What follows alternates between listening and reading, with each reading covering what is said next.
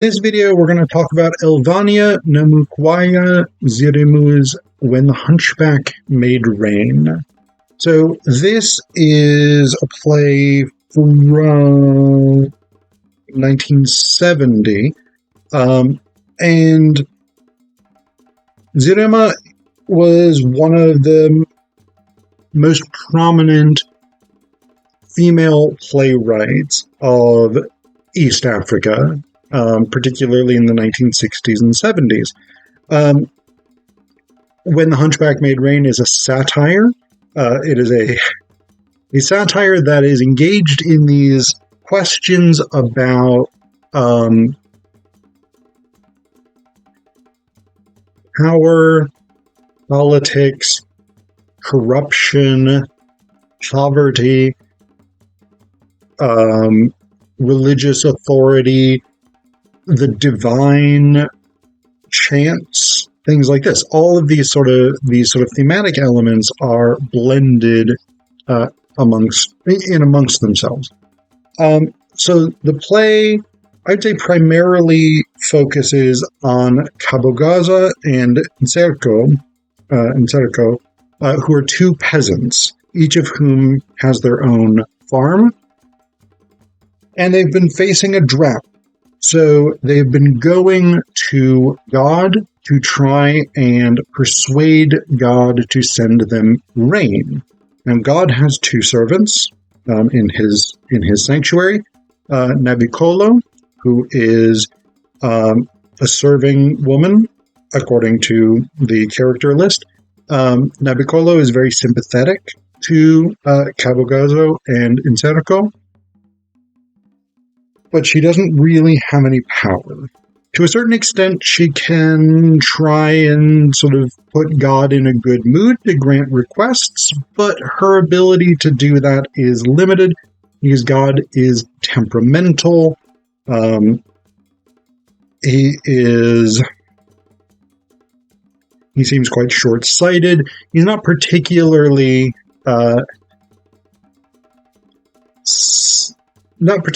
interested in the concerns of human beings.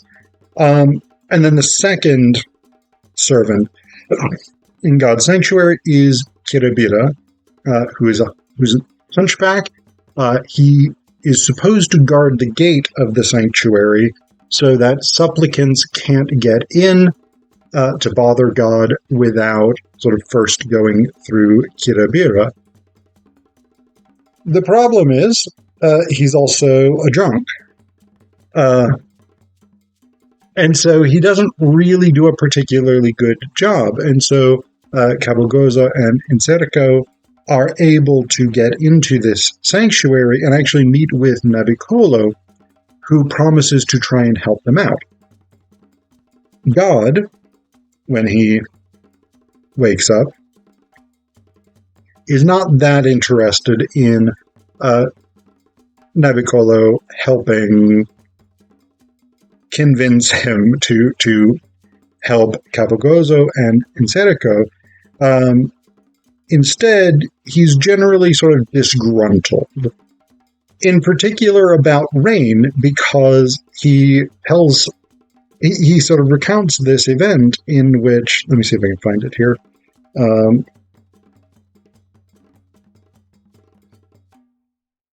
So he says to Nabikolo, "Do you remember two little girls asking for rain some time ago?" Nabikolo says, "Last week on Monday morning. I remember them very well. They wanted it to fall that Monday so that their teacher would not cane them for not going to church on Sunday. Oh, they were so sweet. I was very happy when they got what they wanted." And here's where it starts to get slightly tricky. God says, "Just like the simpleton you are. Do you know who turned up the next day?" Nabikolo, trying to recall, says, "The next day?"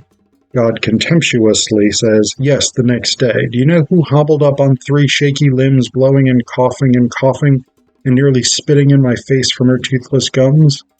Nabikolo meekly says, "Who was it?" God, after a long contemptuous pause, says, "Their grandmother." Nabikolo says, "Grandmother?"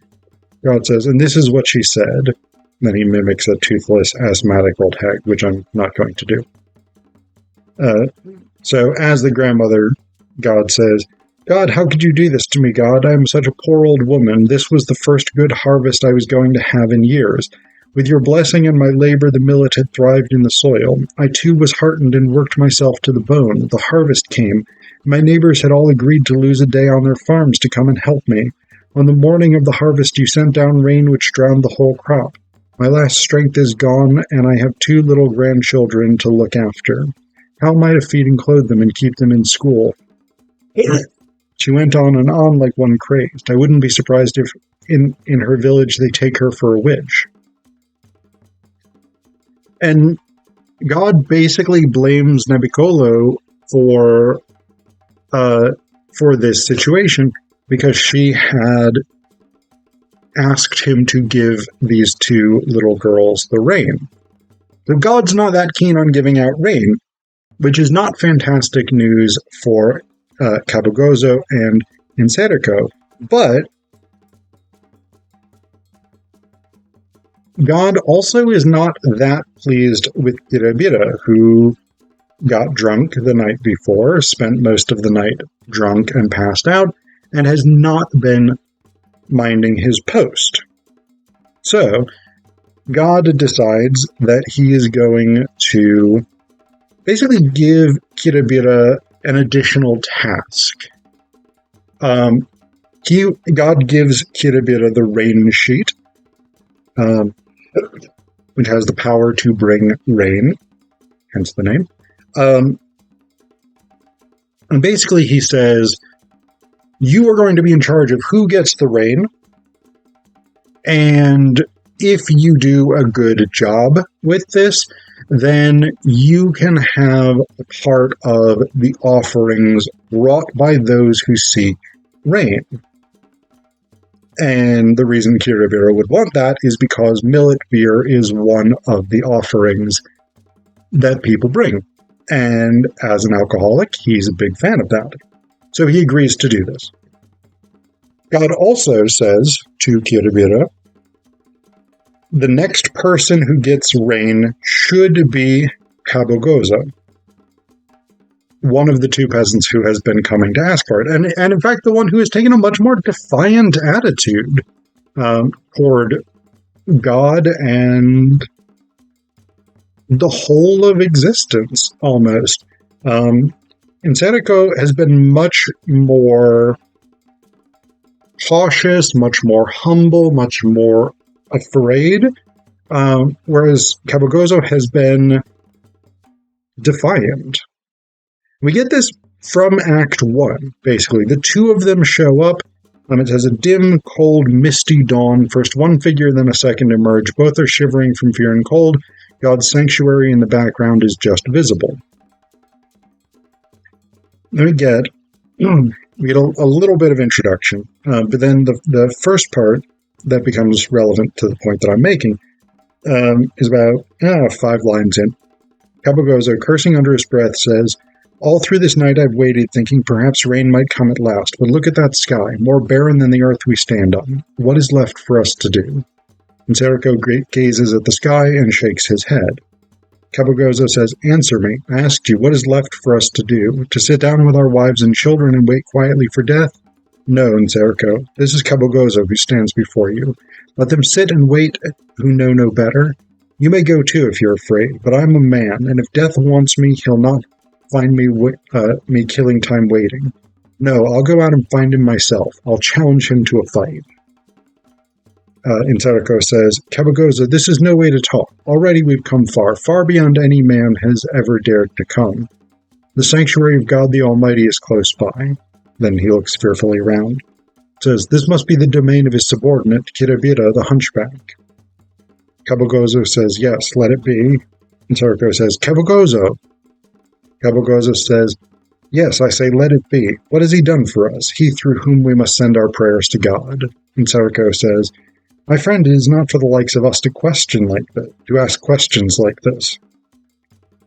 Kabugozo says, time we did. Tell me, did you not give an offering? Inseriko says, not only one, my friend, not only one. Kabugozo says, how many? Tell me how many. Inseriko says, the last. The last was what remained in the granary. The wife prepared it, and I offered it, together with my coal-black cockerel. Kabagoza says, bleeding the last morsel of life out of your sniveling brats, isn't it?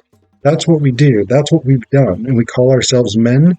And tell me this, who has ever seen the Hunchback, or his emissary's emissary? Have you? And Seriko says, God asks us to give. Kabagoza says, have you ever seen him? And Seriko says, and I believe. Kabagoza says, have you seen the deity who receives what you give? And Seriko says, I am content that he receives. He gives us life.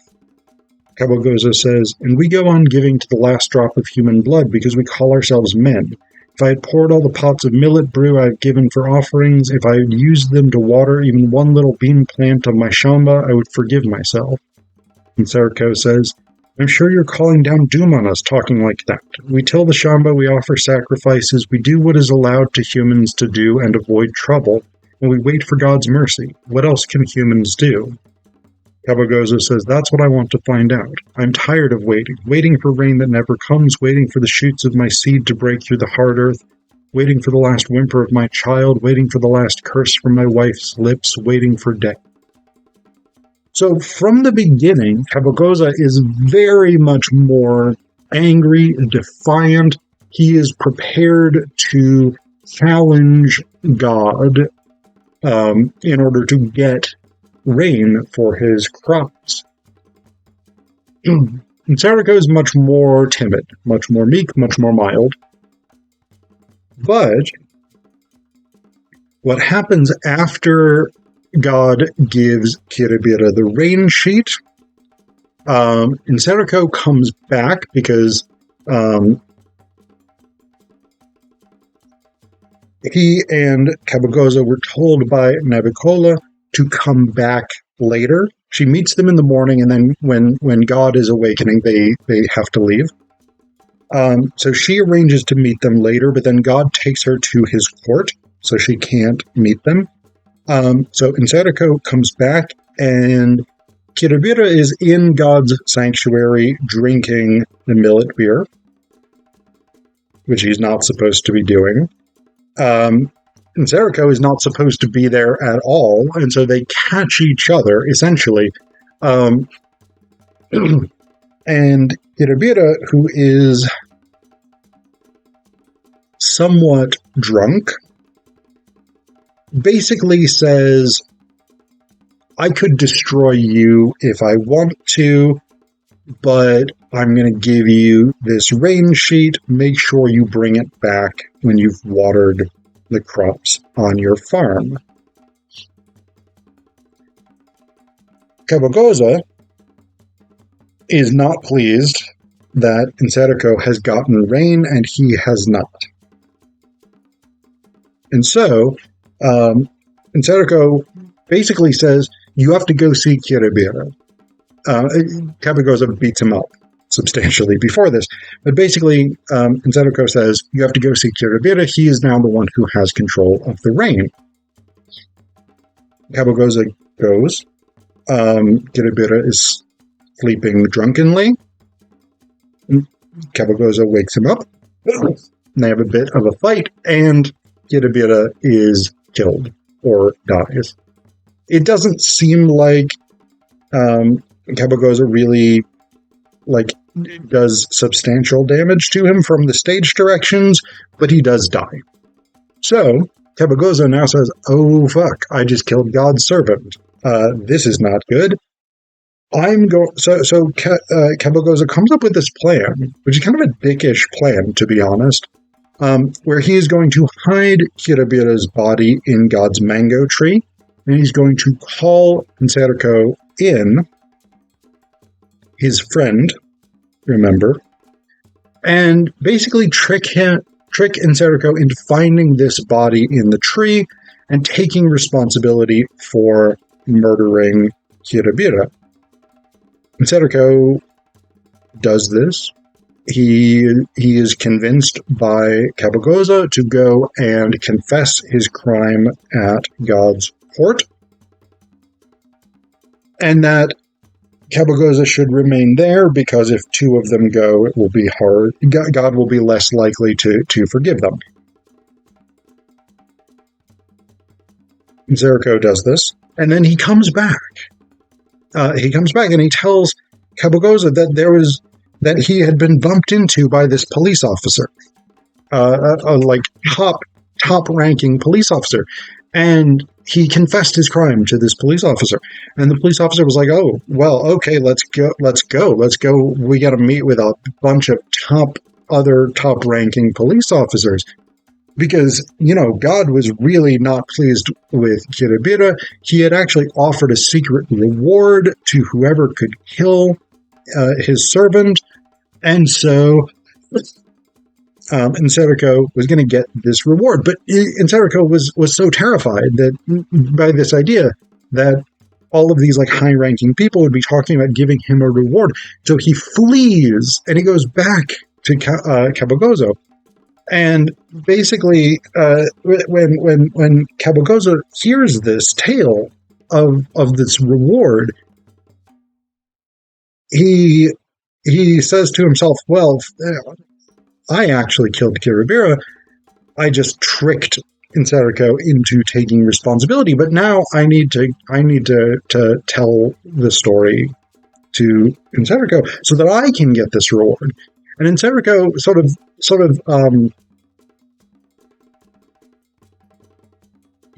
plays along like Kabagoza is just making this up, but finally he's like, you know what? Yeah, you know what? You want the reward? Okay, good. You go have that reward. It's not for me, your friend, to stand in the way of you getting this reward. And so Kabagoza basically presents himself before God when God returns to the sanctuary, and he's like, "Hey man, I killed Kiribira. I'll take my reward now." And God's like, yeah, your reward is that you're going to get executed for murder. And so it's not 100% clear who the better trickster is necessarily. I mean, Kabagoza clearly comes out worse because at the end he's about to be executed. He did trick his friend into thinking that Inseriko killed Kiribira. But then Inseriko seems to have tricked Kabagoza into thinking that there was a reward for that killing, thereby getting Inseriko out of trouble and Kabagoza into trouble. But the play also ends with, it says, the music of the suppliants can be heard, and Nabikolo listens intently while the other two are still talking. That's Kabagozo and God. Now, having ascertained it, she runs out excitedly. In a moment, she returns at the head of the whole swarm of supplicants. They all troop in, singing, drumming, and dancing in triumph. They are brandishing the rain sheet. In their mob excitement, they lift both God and Kabagoza shoulder high, continuing with the dance as the curtain slowly falls. And so it seems like maybe the ultimate trickster is Nabikolo, because she realizes that this rain sheet has been lost. God no longer has control over it. Kiribira is dead, and so he no longer has control over it. And so she can bring it to the people. And it's not 100% clear how we should take that sort of triumphal march of the supplicants at the end. Whether we should take this to be a sort of glorification, or whether we should take this to be